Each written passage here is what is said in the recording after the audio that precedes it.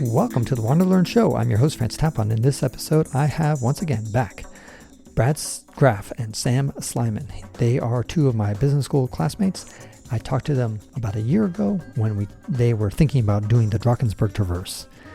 They did it, and last week's episode you heard their adventure, or misadventure should I say, 5 wet days on the Drakensberg Traverse in South Africa. This episode I talk about the aftermath. In other words, are they going to do the rest of the Drakensberg Traverse? And if not, what other trails are they thinking about? So we dive into that whole topic. And if you want to jump right to around the 7-minute mark, we talk about some of the alternatives that they should consider. They like these mountain man adventures. They do it annually, and they like to pick someplace new and cool. It's pretty fun what they're doing, and I think it's perfect for people who have got a busy life and don't have kind of the amount of time that I have to go hike all over the place. Enjoy this episode.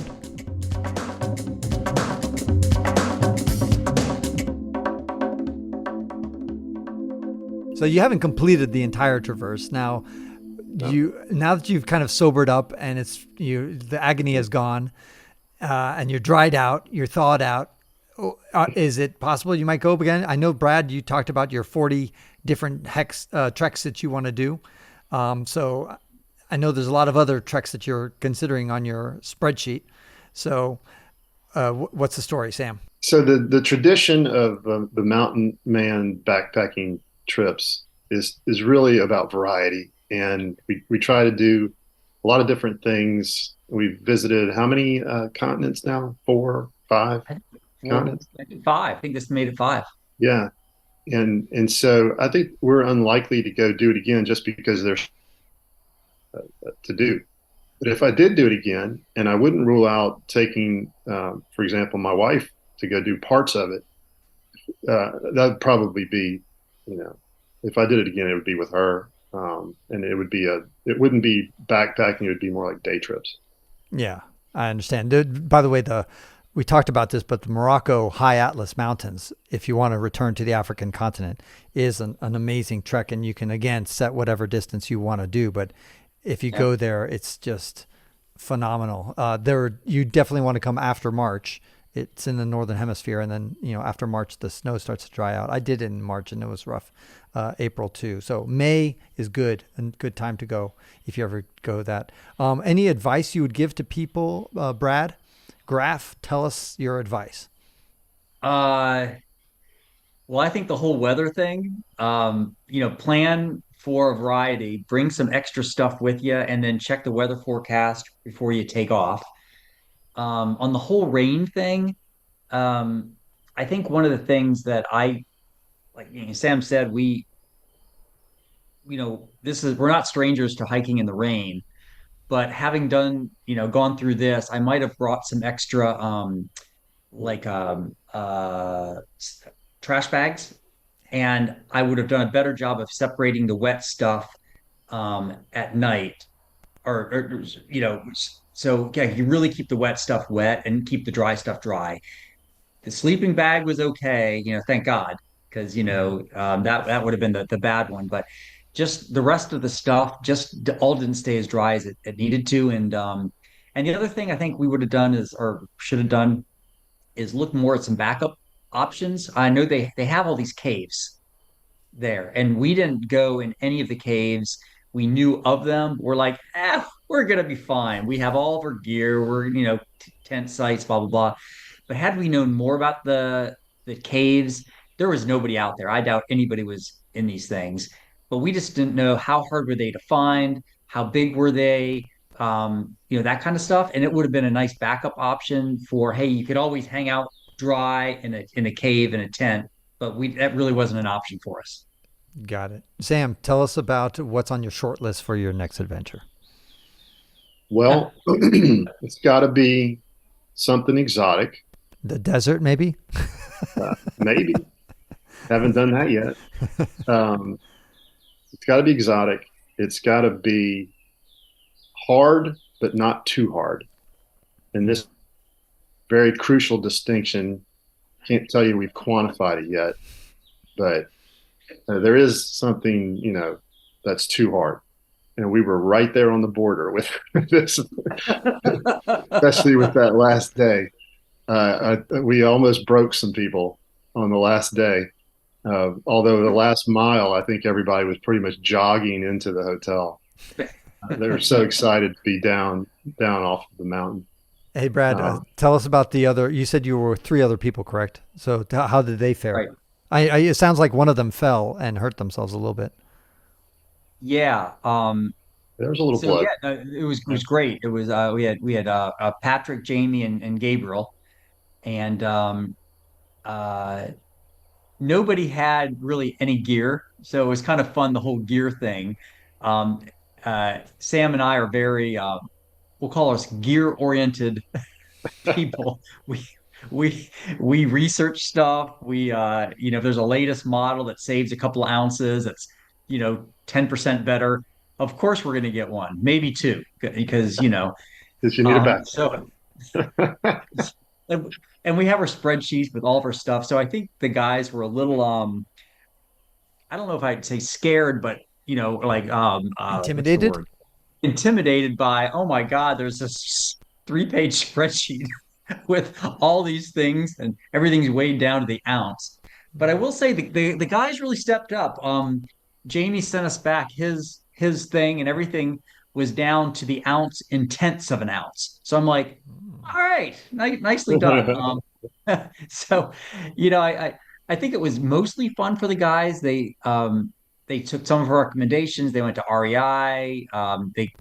But so we were pretty well geared up. I think they enjoyed it. Sam and I had talked about on the trail actually. We're like, hey, do we want to talk to the other three guys about Mountain Man 2024 and kind of brainstorm some stuff?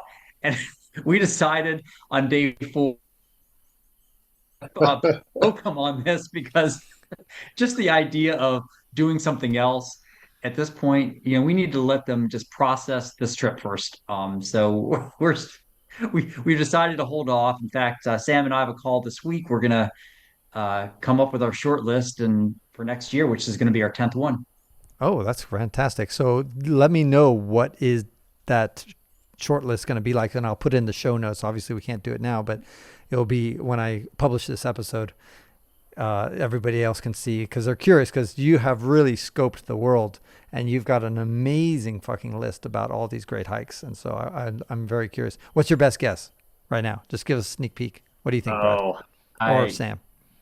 No we guesses.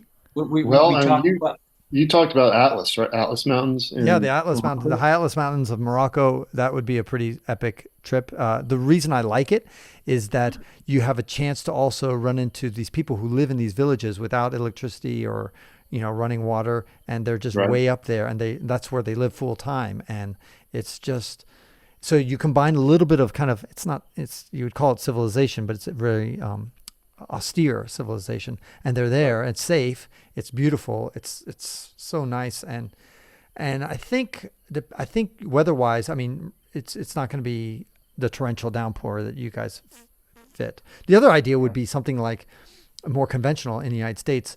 Do either like the Arizona Trail or the Hayduck Trail. I think it's called the Hayduck Trail. Those are in deserts.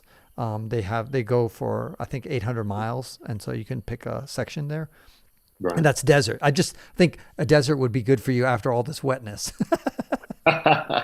Maybe so. Francis, have you done the West Coast Trail in Vancouver? Um, no, I have not done the West Coast Trail, but I know about it. That also features ladders, just like this, right? Yeah. Yeah. Right. Yeah, yeah. I tried to do it, but unfortunately, they had there was no options to do it because you have to reserve way ahead of time. Yeah, So, that's coming up in January. I think you've done this, Francis, but you've done part of the Julian Alps, right? oh yeah, for sure, yeah. And they're real; those are epic tricks because they're. I did it without the safety gear, and you're supposed to buy the safety gear, and because literally you could fall to your death so easily. And I guess, young and foolish, I suppose. But yeah, that is a really, really nice trail. And it's also very little water there, by the way. That's the deceptive thing because you and I, we're used to when you see mountains, there's going to be creeks and streams and lakes and shit like that. The Julian Alps is like Swiss cheese, and so all the water just like goes away. And so, Oh.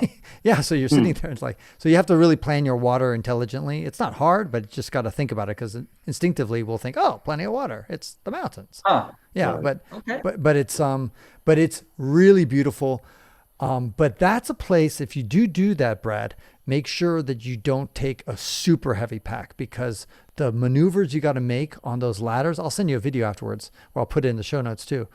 The maneuvers you got to make, you're literally climbing ladders. And even if you have the safety gear to clip on, if you had a heavy pack, it's going to be hard to pull off some of those maneuvers. Well, I guess sometime in the last 5, 6 years, they did that Julian Alps trail, like circumnavigates it. And that's like it seems a little touristy. Like a lot of people do them as day hikes and sections, and they Yeah. do hotels. And then there's the whole interior. I'm assuming you did the interior. That's right. That's right. Yeah. And it's something that's perfect for your style. If you want like 5 days or something like that, you can definitely do that. Another thing that just popped into my mind, I interviewed a guy a couple of months ago in Georgia, the country of Georgia in the Caucasus. They have what's called a Trans-Caucasian Trail, which goes through Azerbaijan, Armenia, and Georgia, those three Caucasus. And apparently it's interesting. It's might be worth checking out. And I think it could fit up in your alley too. I'll send you a link after the call. But that could also be a really interesting trail, and it's beautiful, especially Georgia. Georgia is just amazing. And the nice thing about those trails is that you can kind of dip into civilization and, recharge your batteries, stay in a real hotel or at least a hostel, and you don't have to camp out every single night. And so there's a little bit of mixed terrain there. So that's kind of cool. So it's just an idea. Hey, Francis, one other quick question. Have you done, or do you know people that have done either the northern part of India in the Himalayas? There's some stuff there, or something in the Nepal side. I mean, I don't think we're going to do the hike to base camp. And there's the whole Annapurna trek, but that's like 2 weeks. So normally we're like 5, 6 days. Do you know much about the Himalayas, or Yeah, I have not hiked in the Himalayas myself. I've never been there. But I did interview a guy named Robert Hahn, and we talked about his trek across the Himalayas. Now, he did a pretty epic one, and I know it would be too long for your time budget.